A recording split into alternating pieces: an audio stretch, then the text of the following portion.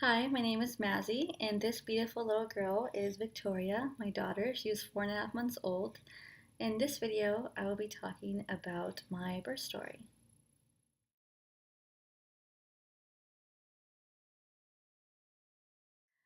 I'm just going to start off with a disclaimer that my postpartum brain isn't any better than my pregnancy brain was, so things might be a little all over the place. I'm going to try to keep it in order and stick with the notes that I made, but sometimes just things get a little crazy. So, anyways, on February 16th, 2018, I woke up at 10 a.m. to my water breaking.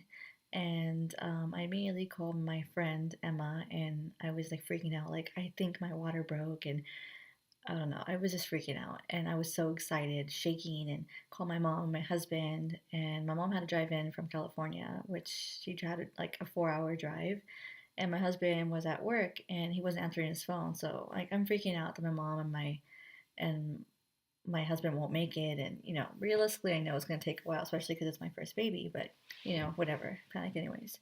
So, when my friend was on her way, because she lives in the same city that I do, she was on her way here. I grabbed my yoga ball and I was bouncing the yoga ball, trying to keep the contractions coming because they were coming about 8 minutes apart at that point. My plan was to stay at home and labor as long as possible. And when I called my midwife, I told her the same thing because I told her, hey, my water broke. She said, okay, well, I'll come right in. I told her, well, can I stay home and labor for a bit? I'd rather just be comfortable at home. And she said, okay, yeah, sure. I'll call you in a couple hours and check up on you. So I was like, okay, great. So I'm bouncing the yoga ball, waiting for my mom to get there. And it's about like 1 o'clock now. And I just kind of stopped timing the contractions because they were so far apart that it kind of wasn't worth timing it at that point. So I stopped timing them. And in the time that it took my mom to be almost here and get a ticket, by the way, she got a ticket on the way here to see the baby be born. Um, my contractions kind of stopped. Like it just out of nowhere, they just stopped. And my midwife called me not so long after I realized it, and she said, "Hey, how's it going? How's your contractions?" And I told her, they kind of stopped, so I'm trying to get them to keep going right now. I'm trying to walk around." And she said, "No, no, your water broke. You need to come into the hospital right now."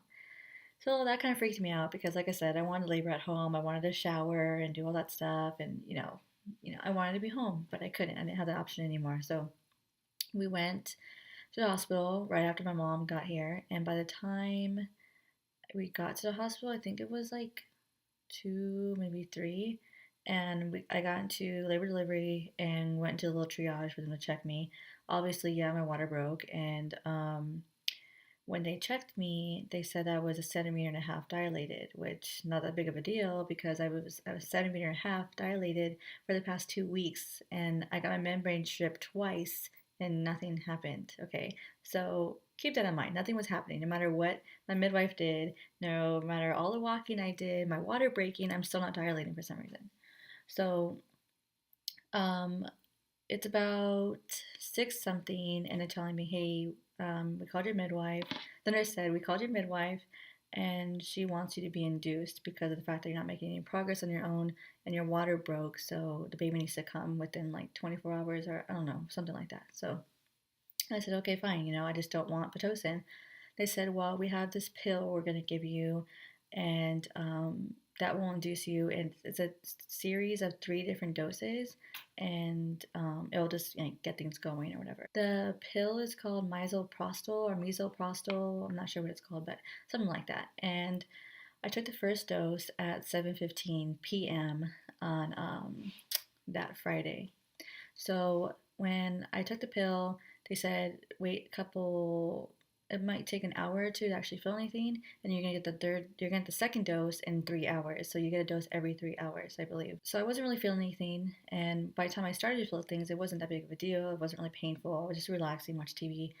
And my husband was really tired, so I just sent him home because he woke up like at 3 o'clock in the morning that day. So I told him to go home. I had my mom and my sister, and I'll call him when things start picking up because nothing was going to happen anytime soon.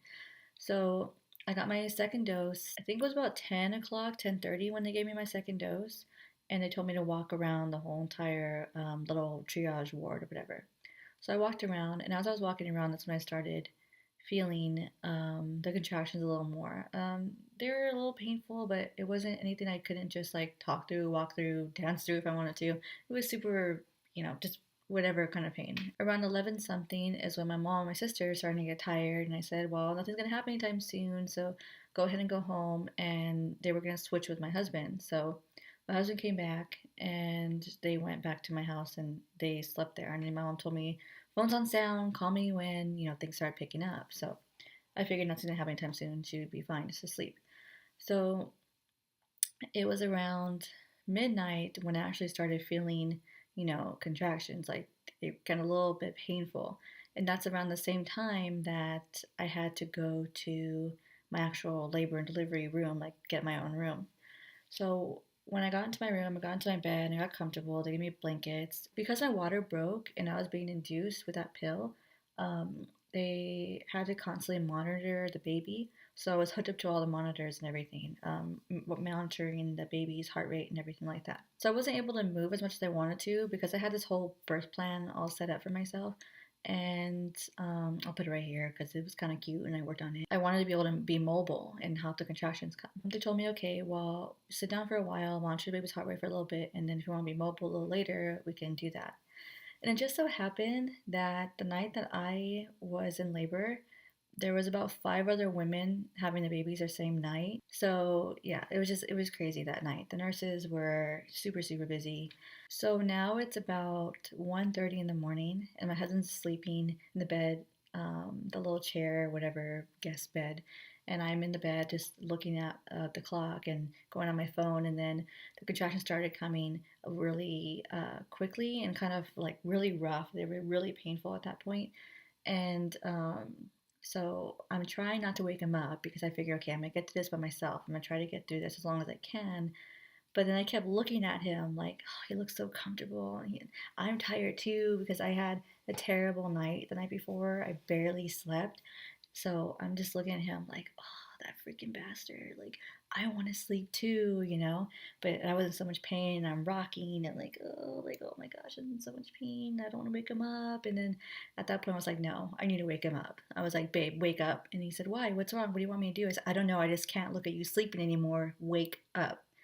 So he's like, okay, okay, I'm up, whatever. He walks over around to me and he's like, what can I do? And I said, I'm in a lot of pain. I'm getting contractions. Like, he's like, well, how far apart are they? And I don't know. Like, they're just coming. It feels like there's a wave of the pain and I can't deal with it by myself anymore. I need you. So he said, okay, fine. So he's just kind of like there. And I told him, like, oh my gosh, I have to like go to the bathroom. So he was like, well, what if it's the baby? I said, no, I know for a fact that it's not the baby. I'm having these gas pains. Every single time I'm having contractions, the gas pains start going through. And I'm like, oh my gosh, it's making it that much more painful. Like, I need to go to the bathroom. So then I said, call the nurse. So he calls the nurse, and it takes her like, I don't know, like 25 minutes to come in. And it's not even the nurse that I'm like, that's assigned to me. And she says, oh, hey, your nurse is delivering a baby right now. What do you need? And I said, I need to go to the bathroom. She said, well, that's kind of a sign of the baby coming, so we can't just let you go to the bathroom because sometimes when the baby's about to come out, it feels like you have to poop or whatever. Sorry. And so we had to check you first to make sure you're okay to go to the bathroom. And I said, no, no, no, no, like, please, like, I just need to go to the bathroom. Like, I know the baby's not coming yet. I'm like positive. But obviously they can't trust me. I'm a first time mom. They can't trust me. So she says, hold on, I'll get your nurse and she'll come check you. So I said, okay, fine, whatever. So I'm waiting and waiting and waiting and in pain. And I told her, can I at least go on the yoga ball, whatever, before she left? I said, can I go to the yoga ball? She said, fine. So she moved me and my monitors to the yoga ball, and I'm bouncing on the yoga ball, trying to get the pain, rolling around, moving around, trying to help. And my husband starts timing my contractions, and one of them came 5 seconds apart, which it's insane. I apparently had like this bad reaction to the induction pill. It was coming on really, really strong, and I kind of feel like maybe they should have given me some fluids or something to dilute it a little bit. But it was my contractions were being measured, and I could see them connected to in comparison to all the other women. The woman who was pushing my contractions were just below hers, and there's no reason why my contractions should have been that strong when I wasn't even that far into my labor.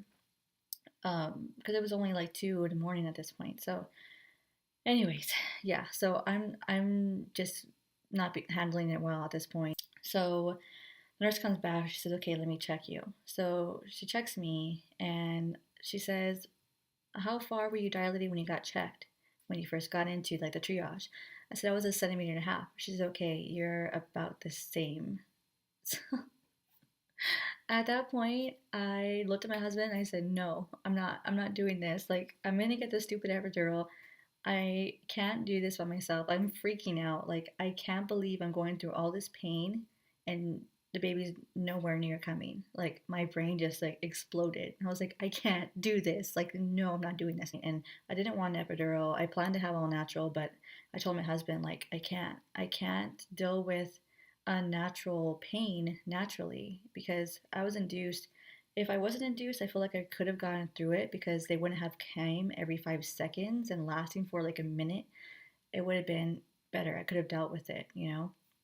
The nurse is like, "Well, what do you want me to do?" She's like, she was looking at the monitor and she's like, "Yeah, your contractions are kind of coming a little hard for you only being a centimeter and a half. Like there's something else wrong, you know. I need to talk to your midwife, whatever." I said, "Well, can I at least go to the bathroom?" Like, I know it's impossible, almost impossible to get an epidural at a centimeter and a half dilated because like I'm nowhere near. Like that could slow down my contractions, even though they're not doing anything.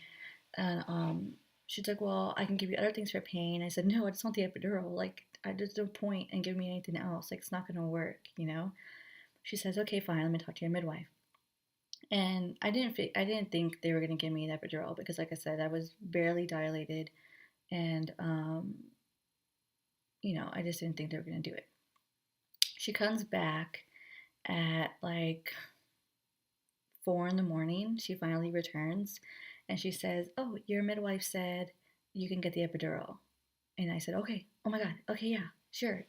I'm still dealing with the pain. They're coming back to back, but just the thought that the pain's not going to go on forever just kind of gave me like this relief that I was able to push through it a little bit longer. So my midwife allowed me to get the epidural because the last time she checked me, the baby was I don't know how to explain it. She was head down, but to the side, and she's just in a bad position. So instead of my cervix, this is my cervix apparently. The baby's head's supposed to be down. The baby's head was this way instead. So the side of her head was hitting my cervix, not the top. Which only the top of the head is going to dilate you. The side isn't going to do that. It's just causing that trauma to the baby's head, and your body eventually is going to this like traumatic thing like, why can't we push this baby out? So my midwife's decision to give me the epidural was because of the fact that the induction process was way strong and I wasn't being monitored like I should have been because of the craziness of like the ward that day. So I got the epidural at 7 a.m. And my husband was still in the room. He was sleeping, or fake sleeping at this point, he said, because he said he was cringing. He could hear like the doctor telling me to bend over, and me kind of like whimpering like, "Oh, it hurts," because like I had contractions coming still, and I had to bend over and everything. But um, so yeah, I got the epidural at 7 a.m. and almost like 20 minutes later, I got this like really bad like shakes from the epidural. I know it's like the side effect of it sometimes. I couldn't even sleep through it, so I was just happy I wasn't in pain anymore. So when my midwife came, was just when I finally was able to fall asleep with the shakes. She came and she said, "Okay, so your baby is in a bad position," and she explained to me the whole cervix thing, side of the head, all that stuff. She said, "So every hour, I'm gonna have the nurses come and put you from one side to the other side because that will help the baby move." So I had this big like yoga ball type of thing. It was like, I don't know how to explain it, but it was like two balls like that, and like this little like, so it was like that shape, like that kind of shape, and it goes in between my legs, and it kept my legs open, like pretty open. So I had to go on my left side, my legs open like that with the ball in between, and then an hour later go on my other side, ball in between, and keep going back and forth. So when my midwife came in and told me I had to do that after the epidural, um, she checked me and she said that I was still a centimeter and a half, but she was going to stretch me to a two. So she stretched me to 2 centimeters, and then I started the whole left to side to side to side to side every hour. So now it is Saturday, and it is about mm, like 10 o'clock, 11 o'clock. I don't remember. Like, it's such a blur to me, that whole thing, because the shaking and not sleeping and everything. But I think around 2 o'clock is when my mom called me and she said, "Hey, what's going on? Anything happening?" And I said, "No, 2 centimeters dilated this morning, so nothing's happening." And she's like, "Well, I'm coming anyway because the baby's gonna have to come eventually." At 2 o'clock, the nurse comes in, or 2:30, she comes in and checks me, and she says, "Okay, so how dilated were you when your midwife came in this morning?" So she stretched me to a two, so I should be around like a two. And then she said, "Okay." So she's checking me and she's like, "Well, I don't feel any cervix at all." And then I was like, what does that mean?" She's like, "You're fully dilated." And I was like, "Oh my God, okay, cool. Like, I'm fully dilated. Finally, baby's coming soon." So my mom walks in and she's like, "So what's going on?" I said, "I'm fully dilated. Like, there's no cervix there. Like, the baby's gonna come soon." So, we're all excited and everything. And the nurse comes in and she says, "Okay, it was about like 3 o'clock. So, okay, your midwife's almost here. So, do you want to do any like practice pushes?" And I said, "Yeah, sure." So I'm, doing my little practice pushes, and I researched how to push and everything like that. So I'm trying to push the best I can because I still had some feeling at that point because the epidural was wearing off. And I start pushing. And she says, "Oh, I see the baby's head already." So I remember telling my husband leading up to giving birth, I told him, "You are not going to see the baby come out. That's not happening. You're going to stay by me, not looking anywhere down there. And I don't even want to see it because I don't want him to be traumatized." And I had this stupid freaking thought process about it, right? The moment that they said they can see the baby's head and her hair, I was like, "Give me a mirror. I want to see it. I want to see it." So she comes back with a mirror, and I could see the baby's head, and I'm just like, "Oh my goodness, the baby!" My husband's seeing it. I don't even care that he's seeing it at that point because I'm so tired, and popping a baby out right now. I don't care about all that stupid stuff that I thought of before. So I'm pushing, and my midwife comes in, and she's like, "Wow, the nurse told me, yeah, she's been moving the baby down. The baby is already like crowning." So so we're all excited, and I start pushing, like really, really pushing. And I remember before I started the practice pushing, she said, "Oh, do you feel like you have to poop? Like, do you feel any pressure? Like, you have to push?" And I said, "Not really." She's like, "Well, when you do feel that, just know that you're not going to poop. It's just a baby coming, and that's the way it feels." So I said, "Okay, like whatever, who cares? I don't care if I'm going to poop right now." So um, when I finally started pushing, the baby's head was actually coming out. I started freaking out because I felt like I was gonna poop on the table, and I was like, "Oh my God, I can't. I'm not gonna push anymore." My midwife's like, "Come on, keep pushing. The baby's coming. She's almost there." And I was like, "Well, like no, I'm gonna poop. Like I don't want to push anymore. I don't want like my husband's right here. Like don't look. I'm gonna poop." And they said, "No, you're not. It's just the baby coming. It's just the pressure from the baby coming. Just don't stop pushing." So I said, "Okay, fine." So I pushed her out, and I believe it took me like maybe 10 minutes of pushing with the epidural, and she came out at 3:18. She was born. She came out and she had this like cone head and everything from like being pushed out and like all that trauma done to her head. She came out so quickly, and I was able to push her out even with the epidural and that lack of feeling because the epidural wore off a little bit by that time because they offered to give me another dose, but I decided not to take it because I wanted to feel like that whole experience. I didn't want to be fully medicated and at that point of the delivery. So she came out, and when she came out, my midwife said that she had an extremely short cord, and so her cord was like, I don't know, like this long maybe. I couldn't even bring her up past my hips. That's how short her cord was. And her placenta was like really small, and it had like this like cleavage into it. my midwife said that in her like 25 or 30 years of being a midwife that she's never seen a placenta like that or a short cord. And I didn't know what that meant. I was extremely tired and I didn't think anything of it. But the fact that we had delayed cord clamping planned, I couldn't bring her up to me right away. And so when they were doing all that stuff, cleaning her up and everything, trying to make her cry, she had this little tiny little cry, this precious little cry, and um, they brought her up to me finally, and I was able to. I still couldn't see her, but I was just holding her, and the midwife was talking, and nurses were talking, just like, "Oh my gosh, the placenta's so small," blah blah blah.